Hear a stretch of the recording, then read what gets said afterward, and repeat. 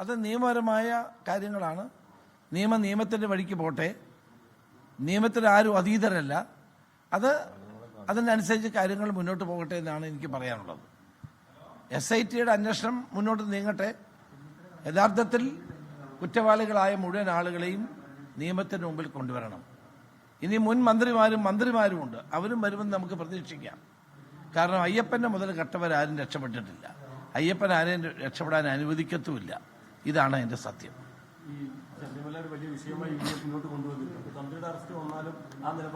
അല്ല, ഞങ്ങളെ സംബന്ധിച്ചിടത്തോളം ശബരിമലയിലെ സ്വർണ്ണ കൊള്ള കണ്ടുപിടിക്കാനുള്ളതാണ്.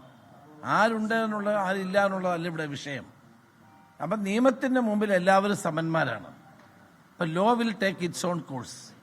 അത് തീരുമാനിക്കപ്പെടട്ടെ. നമുക്കതിനെപ്പറ്റി ഒന്നും പറയാനില്ല. ഞങ്ങൾ ആദ്യം മുതലെടുക്കുന്ന സമീപനം എന്താണ്? ഈ സ്വർണ്ണക്കൊള്ളയിൽ ഉൾപ്പെട്ടിട്ടുള്ള എത്ര വലിയ ആളാണെങ്കിലും അവരെല്ലാം നിയമത്തിന് മുമ്പിൽ കൊണ്ടുവരണം. മന്ത്രിമാരുൾപ്പെടെയുള്ള ആളുകളുണ്ടെന്നാണ് ഞങ്ങൾക്ക് കിട്ടിയ വിവരങ്ങൾ. അതുകൊണ്ട് അവരുൾപ്പെടെയുള്ള മുൻ മന്ത്രിമാരും അടക്കമുള്ള ആളുകൾ നിയമത്തിൻ്റെ മുമ്പിൽ വന്നേ മതിയാകൂ. ആര് വന്നാലും നിയമപരമായ നടപടികൾ നേരിടേണ്ടി വരിൽ ഉൾപ്പെട്ടിട്ടുള്ളവരാണെങ്കിൽ, ഈ കൊള്ളയിൽ ഉൾപ്പെട്ടിട്ടുള്ളവരാണെങ്കിൽ ആരാണെങ്കിലും അത് അവർ നിയമാനുസൃതമായ നടപടികൾ വിധേയരാകേണ്ടി വരും എന്ന കാര്യത്തിൽ സംശയമില്ല.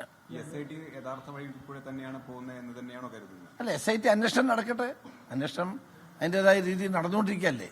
നമ്മളൊരു തീർപ്പ് കൽപ്പിക്കേണ്ട സമയമായിട്ടില്ലല്ലോ.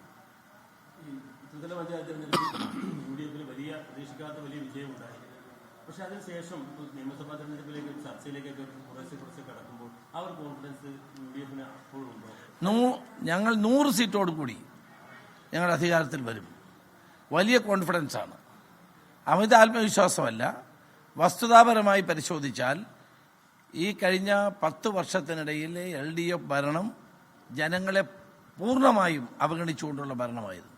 ജനങ്ങളൊരു മാറ്റം ആഗ്രഹിക്കുന്നു. ഈ ഗവൺമെൻറ് പോകണമെന്ന് ജനങ്ങൾ ആഗ്രഹിക്കുന്നു.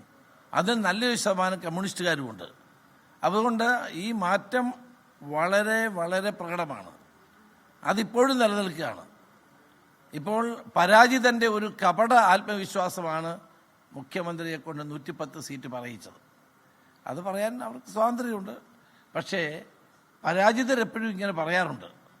അപ്പോൾ അതുകൊണ്ട് കഴിഞ്ഞ 5 വർഷക്കാലത്തിനിടയിൽ നടന്ന എല്ലാ തെരഞ്ഞെടുപ്പിലും UDF വൻ വിജയം നേടി.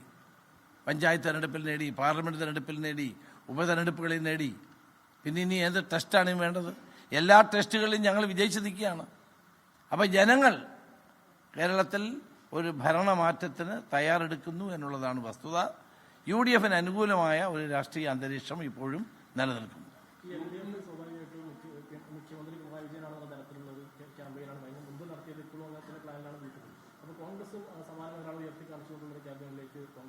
ഇല്ല, അത് നേരത്തെ തന്നെ ഞങ്ങൾ പറഞ്ഞല്ലോ. മുഖ്യമന്ത്രിയെ നേരത്തെ പ്രഖ്യാപിക്കുന്ന നിലപാട് പണ്ടും കോൺഗ്രസിനില്ല, ഇപ്പോഴുമില്ല. പിണറായി വിജയൻ അല്ലാതെ ആരുടെയും പേര് പറഞ്ഞ അവന്റെ കഥ കഴിഞ്ഞത് തന്നെ കേസ്. ഞങ്ങളുടെ ഇടയിൽ അതില്ല.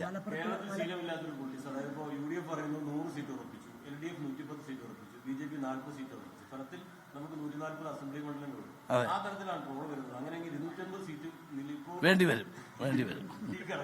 അത് ഞങ്ങളെ ഒന്ന് കടത്തി വെട്ടാൻ വേണ്ടി മുഖ്യമന്ത്രി അടിച്ചതാണ്. അതൊക്കെ ആയിരിക്കട്ടെ, അതൊന്നും ജനങ്ങൾ വിശ്വസിക്കുന്നു. മലപ്പുറത്തെ ന്യൂനപക്ഷ വിഭാഗങ്ങൾ എന്നും മതേതര നിലപാടുകൾ ഉയർത്തിപ്പിടിച്ചിട്ടുള്ളവരാണ്. അവരെ ആര് ഉയർത്തി കാണിക്കാൻ വിചാരിച്ചാലും നടക്കില്ല. അവർ എന്നും മുൻ പ്രതിപക്ഷ നേതാവ് രമേശ് ചെന്നിത്തല മാധ്യമങ്ങളോട് സംസാരിക്കുകയായിരുന്നു. ശബരിമല അടക്കമുള്ള കാര്യങ്ങൾ അദ്ദേഹം പ്രതികരണങ്ങൾ പറയുകയും ചെയ്യുന്നുണ്ട്. ലോകത്തെവിടെയായാലും ഏത് സമയത്തും 24 വാർത്തകളും ഓഗ്മെന്റഡ് റിയാലിറ്റി പാക്കേജുകളും എക്സ്പ്ലെയിനറുകളും വിശദമായി കാണാൻ ഞങ്ങളുടെ YouTube ചാനൽ നിങ്ങൾക്ക് സബ്സ്ക്രൈബ് ചെയ്യാം.